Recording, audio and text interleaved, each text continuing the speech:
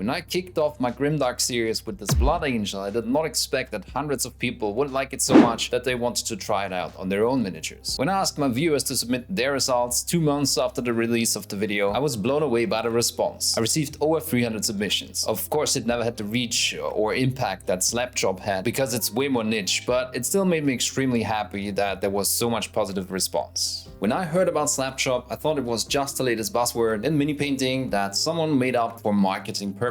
Stuff like that happens all the time, and I didn't research it any further. Then I realized that this was just something that someone came up with to speed up their painting and, even more importantly, to have fun with painting.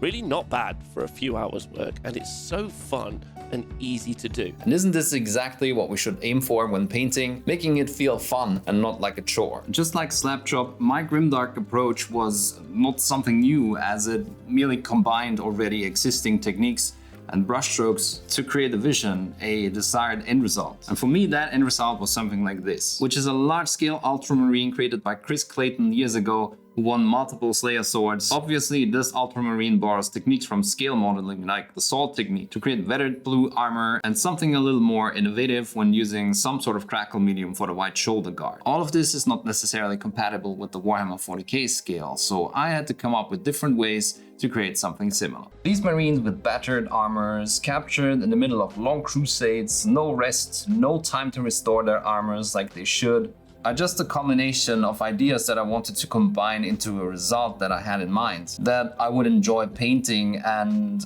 that I would be happy with when finished. Just like my Blood Angel, I started this ultramarine from a black base coat and gave it a base layer of brown, some very dark brown. And then I moved on to applying the typical blues that are associated with ultramarines. But one thing I learned during painting all of these different chapters is that you need to adapt the approach when switching out the main colors. So here, instead of going for the almost black underpainting that worked for the Blood Angel, I realized that I had to do something different for this ultramarine. And don't get me wrong, this looks perfectly fine if you like it, and I could have stained all the edges with a red-brown like I show here, but for the sake of a start to finish tutorial, I completely started over.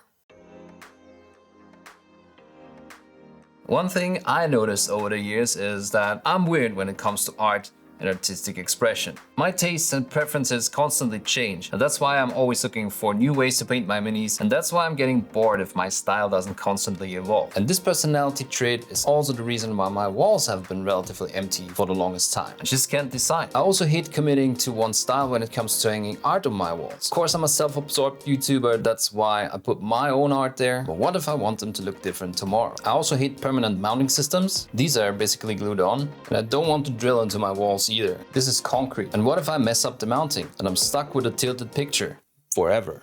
And luckily, this video's sponsor Displate has swooped in to solve all of these problems for me.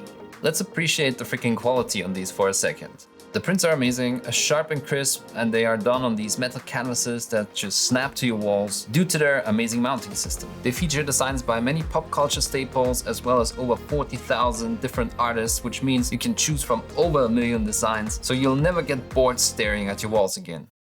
Are you staring at your wall again? No. Finally, I can unleash my inner nerd. I put some of the greatest artworks that have influenced me over the years on my walls. The good thing is, if I ever get bored, I can just replace them with other designs in a few seconds. Mounting your displays is super easy. Just clean the walls with these wipes they sent you, stick the leaf on, and place the magnet on top. Ready to go. The unique mounting system will let you adjust the plates easily, which makes crooked pictures on the wall a thing of the past. I also got this cute little tiger motif for my son's room, and as he grows and his interests change, we can switch them out until he finally realizes that this is the best stuff to put on your walls. If you want your walls to get a premium upgrade as well, you can check out Displate and browse the multitude of awesome designs using my link in the description to receive up to 37% off of your purchase. And besides your wall looking awesome from now on, you're also supporting this channel in the process. After I had my new base color applied, that would be the underpainting, which would create the weathering effect. I needed to build up the blues, and for the sake of contrast, since I can't quite shade all of this blue with wanting the brown to still show in the recesses and on the edges, I had to mix in a bit of Canter blue with my McCrack blue base layer. Using a sponge to apply the color helps with creating that weathered and battered paint effect, because it creates irregularity in the blue layer and leaves some of the brown to shine through. Wherever I couldn't reach with the sponge, or where using the sponge would destroy any layers that I already applied, I used the brush to stipple on my initial blue mix. It's harder to mimic the texture, but it's doable and also decently fast. Of course, if your main goal is speed, just stick to the sponge. Personally, I just like the control that the brush gives me in these situations, and generally I don't mind taking a bit longer. Next I was using pure McCrack blue, and as you can see I'm covering less area than before, and with each new layer I make sure that the previous layer shines through to achieve that irregular weathered feeling. Here I'm using the brush again, but of course you could just use the sponge instead. Just that initial first highlight layer shows how the final result will come together and how it looks really good with comparably little effort. Once I had all of the areas highlighted with this first layer, I switched to Calgar blue, again covering less and less area. And I make sure the shapes receive a credible highlight.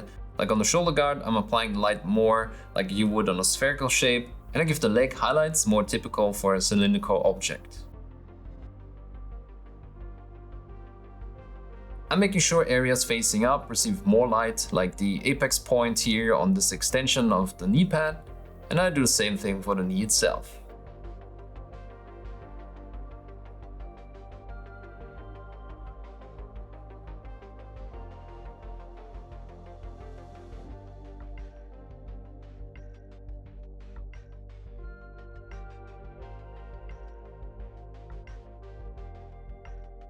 For the final highlights, I needed a color that was significantly brighter, so I mixed Calgar blue with wolf grey, applied a few pixels with my sponge and checked whether or not it might be a bit too bright, and then adjusted the mix to where I was happy.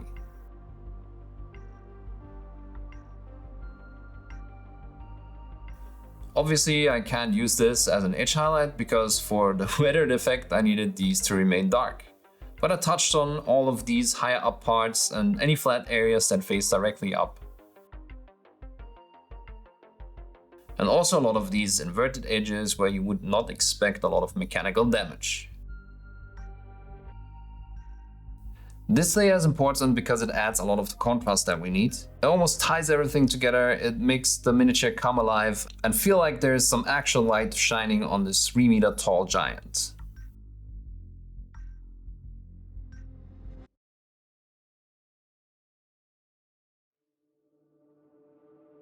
Just like when Slapchop entered the stage, the reactions I got to this technique were mixed. So who cares if someone on the internet doesn't like the way you paint your toy soldiers? It's always a good idea to stay open and see whether or not you can draw inspiration or value from a painting approach. And if you can't find any value in it, then that's perfectly fine too. There's tons of different ways to paint your minis, you just have to find the one that makes you happy.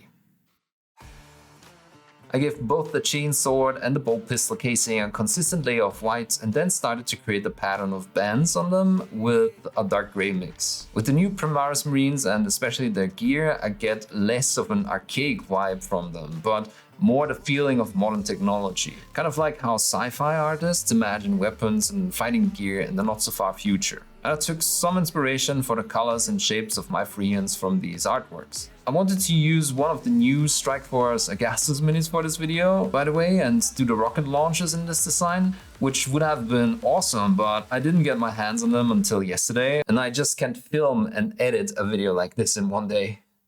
I really like the more high-tech neatness compared to the hazard stripes I used on other minis. If you want to see just the standard red casing on these weapons, you can watch my Black Templar video. Before adding more colors to this, I added some quick and basic chipping with a sponge, using the same color and then intensifying the wear by adding more to all of the edges.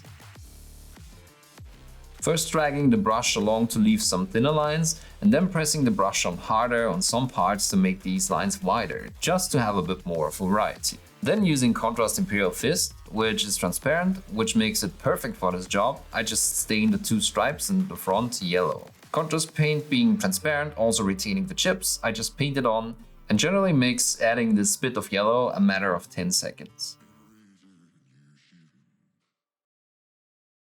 At this point I also wanted to finish the decals before I move on to the next weathering step for the armor, because they would have to be integrated with that. I applied them to the shoulders and used microset and microsole like usually to make them conform to the shapes better, and then used matte varnish to knock down the shine and smooth out the surface.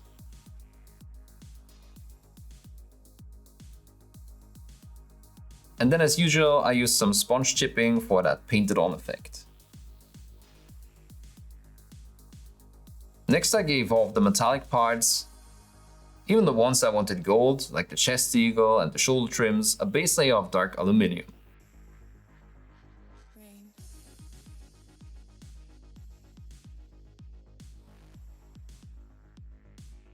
If you watched my Black Templar video, then you know that I'm not a huge fan of gold metallics. So I developed a much simpler approach for my golds, which ironically also looks a lot better, at least in my opinion. So after applying a base layer of silver metallics, I stained them with a mix of contrast paint and inks for a deep and saturated rich gold tone. This works extremely well, and if you watch my last painted like the box art video, you saw that you can use a large variety of contrast paints or inks for doing this. Here I went for a mix that had more yellow in it, but that intense yellow base layer, and as I shaded the golds more, I added burnt sienna ink to add that orange red hue. I also added some darker colors eventually, but more on that in a minute. One product I always wanted to try was the Vallejo model washes. There's still acrylics, because as you probably know, I don't want to use oils or enamels for my Grimdark minis, but they have some interesting properties as you are going to see here shortly. I started with a few washes over the dark areas of the blue armor, and I also washed the white parts of the weapons to give them some staining. However, the buildup was a bit slow, and I know that it says for light colors, but there was not a lot of stain even on these whites, which was a bit disappointing. I will give them one more try with the airbrush in the future, maybe that allows for more control and even application, but this just looked a bit lackluster. So to get closer to my desired result, which was to stain these particular areas with a more reddish tone, I added some burnt sienna ink to the Vallejo wash, which resulted in deeper shadows and richer color. One amazing property the model wash has though is that even if it looks dry, you can wipe it away again with a wet brush. And not forever, but at least for a while. Kind of like enamels can be wiped away with thinner. And this becomes especially convenient for cleaning up the highlights, while we can retain these blackened edges like you can see on the middle part of the abdominal armor, or on the shoulder guards and the top of the helmet.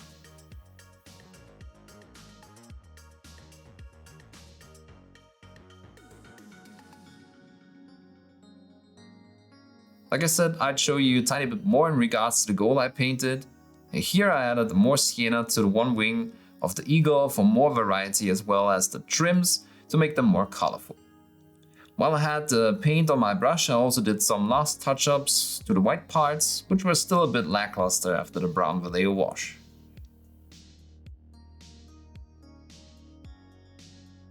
And to round out the weathered effect, I used white aluminium for some bright metallic highlights on the specially exposed areas of the armor.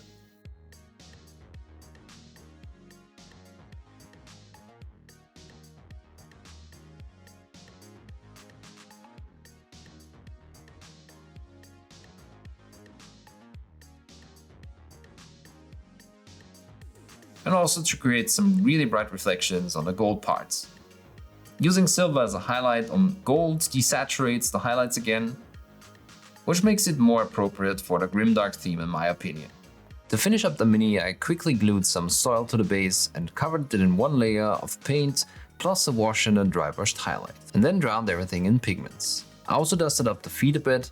I always feel like this is a big part of Grimdark, making sure the mini looks like it's part of the environment it is in, which is usually dirt. I also quickly did the eyes in my usual pattern, starting with a dark green contrast wash and just highlighting the lenses in a pretty straightforward way, and then adding a very basic OSL effect on the edge of the eye sockets of the helmet.